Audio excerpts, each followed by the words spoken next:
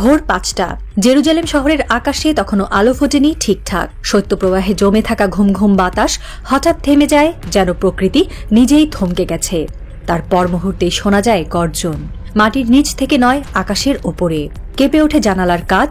সকালের প্রার্থনার আগে মসজিদ ও সিনাগগের পাশে দাঁড়ানো মানুষগুলো ছুটে যায় বাংকারে। ইরান আবার আঘাত এনেছে। এবারের মতো ভয়াবহ আর কোনো দিন ছিল না এই যুদ্ধের ইতিহাসে। যদিও মিসাইলের সংখ্যা ছিল সীমিত, কিন্তু ধ্বংসের মাত্রা ছিল প্রচণ্ড। গাইডেড সিস্টেম, নতুন প্রজন্মের বিস্ফোরক প্রযুক্তি, নিখুঁত নিশানা, সব মিলিয়ে আজকের হামলায় যেন ইরান জানিয়ে দিল তারা যুদ্ধ করছে পোস্টার নয়, পজিশনের জন্য।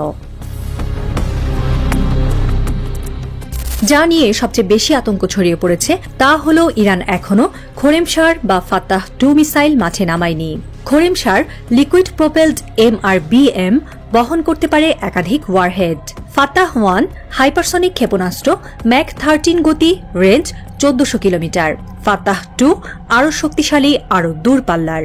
এই মিসাইলগুলো যুদ্ধের মোড় ঘুরিয়ে দিতে পারে, কিন্তু ইরান এখনও সেগুলো তুলে রাখছে ভবিষ্যতের জন্য।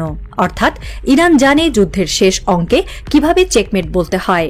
ম্যাক 13 গতির এই ক্ষেপণাস্ত্রগুলোর গতি এতটাই বেশি যে ইসরায়েলের আকাশ প্রতিরক্ষা ব্যবস্থা আয়রন ডোম বা ডেভিড স্লিং কোনোটি সময়মতো প্রতিক্রিয়া জানাতে পারবে না। তাহলে ইরান সর্বশেষ অ্যাটাকে যা করল তা কি? তা ছিল কেবল রিহার্সাল। হ্যাঁ, যুদ্ধের আগের কড়া অনুশীলন। ইরান এখনো টেস্ট ম্যাচ খেলছে, শর্ট টার্ম নয়, লং গেমে যাচ্ছে তারা। আর এই লং গেমেই নষ্ট হচ্ছে নেতানিয়াহুর ঘরের রাজনীতি। ইরানের ক্ষয়ক্ষতির পরিমাণ সবসময় ছোট একটা পরিসংখ্যান মনে হলেও যুদ্ধের অঙ্ক ভিন্নভাবে কষতে হয়। ইসরায়েলের মোট জনসংখ্যা মাত্র 1 কোটির মতো, আর ইরানের প্রায় 10 কোটি। একজন ইসরায়েলের ক্ষতি মানে 10 জন ইরানির ক্ষতির সমান। জনগণের আতঙ্ক, মিডিয়ার চাপ এবং আন্তর্জাতিক মহলের কাঁধে রাখা চোখ, সব মিলিয়ে ইসরায়েলের প্রতিটি ক্ষয়ক্ষতি যেন হয়ে উঠছে গলার কাটা। প্রতিটি মিসাইল যেন কেবল গায়ে নয়, এসে বিঁধছে নেতানিয়াহুর কণ্ঠে। বেশ কয়েকদিন ধরে ইসরায়েল আকাশপথে ইরানের ঘাঁটিতে হামলা চালিয়ে যাচ্ছিল। আন্তর্জাতিক মিডিয়ায় খবর বের হতে থাকে ইরান দুর্বল হয়ে গেছে, ক্ষেপণাস্ত্র শেষ হয়ে আসছে, প্রতিরোধ করতে পারছে না।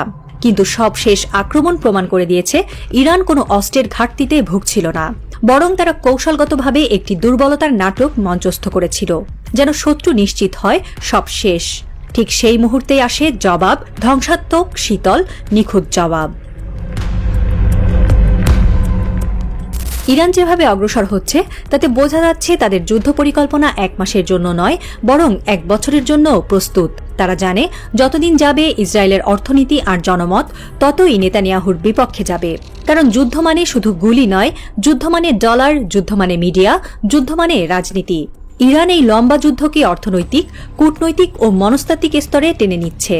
প্রতিদিন যত ক্ষেপণাস্ত্র আঘাত করে তার চেয়ে বেশি ক্ষতি করছে আতঙ্ক, যা প্রতিটি ইসরায়েলি ঘরে টেবিলের নিচে শেল্টার বানাতে বাধ্য করছে।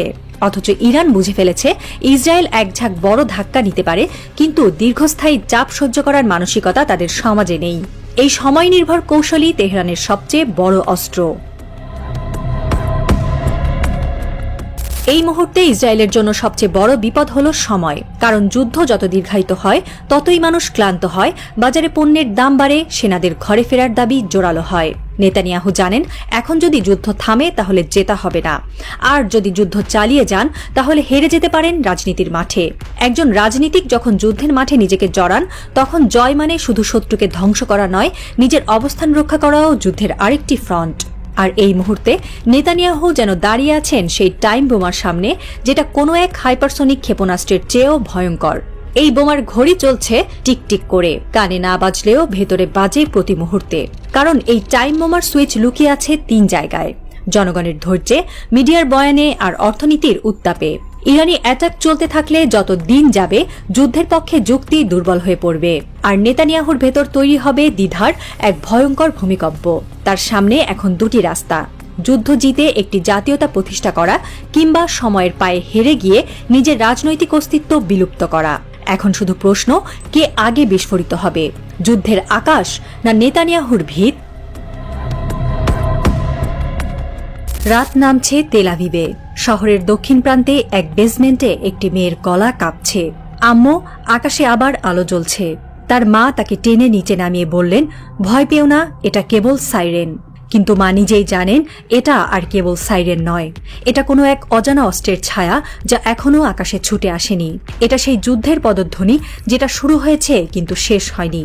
শহরের অন্য প্রান্তে একটি ছোট সংবাদ কক্ষে ক্যামেরার সামনে বসে এক চ্যানেল উপস্থাপক বলছেন, আমরা জানি না আগামীকাল কি হবে। একটা যুদ্ধ হয় মিসাইল দিয়ে, আরেকটা যুদ্ধ হয় সময় দিয়ে। ইরান সময়কে নিজের পক্ষে টানছে, আর নেতানিয়াহু তিনি দৌড়াচ্ছেন বোমার চেয়েও ভয়ঙ্কর ঘড়ির কাঁটার বিপরীতে।